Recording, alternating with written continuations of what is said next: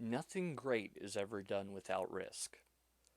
This is Paul Allen Clifford with TrinityDigitalMedia.com, and I firmly believe that.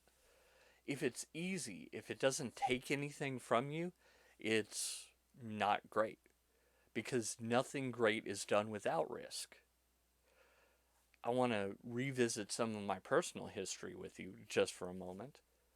When I asked my wife to marry me, even though I knew she was going to say yes, there was still a risk she would say no.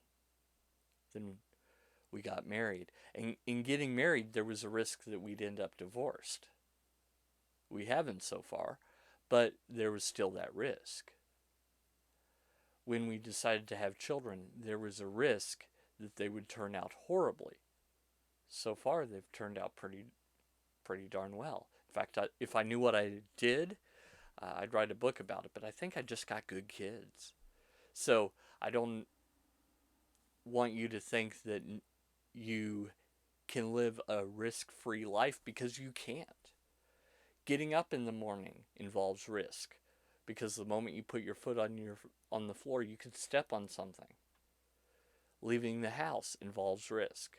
It's just a lot of the risks we're used to. That's why there are a lot of people that are afraid of flying that aren't afraid of driving.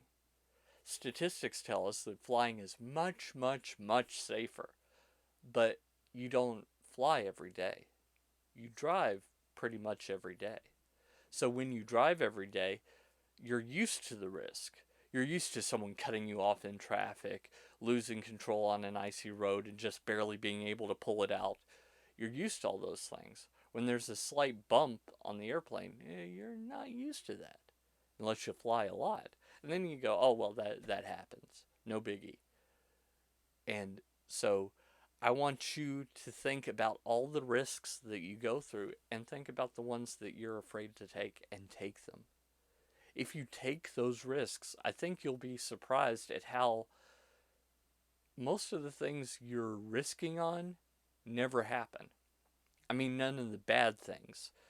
So I think it was Samuel Clemens, Mark Twain, who said, I've seen a great deal of worries in my life, and most have never come to fruition, or something like that. I might be misquoting. But still, the point is there.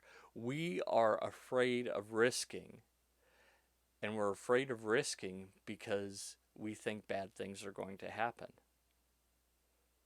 But most of the time, they're not. In fact, if you want to do something great, you have to risk. Think of everything that was created that the person had to do some sort of risk to create. Authors risk in creating books. Musicians risk in showing their music to other people and getting it published. Actors risk acting in public. And those are just the arts. There are many, many other things. I mentioned some in your personal life, but there are others. Just think of all the ways that you've risked and it's paid off.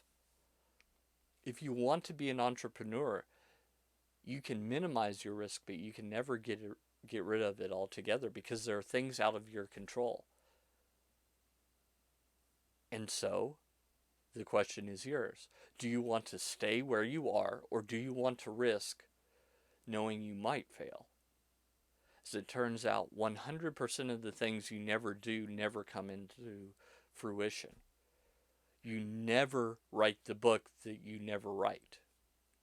It's kind of obvious. I have some friends that would laugh at me and say, well, leave it to Paul to say the obvious.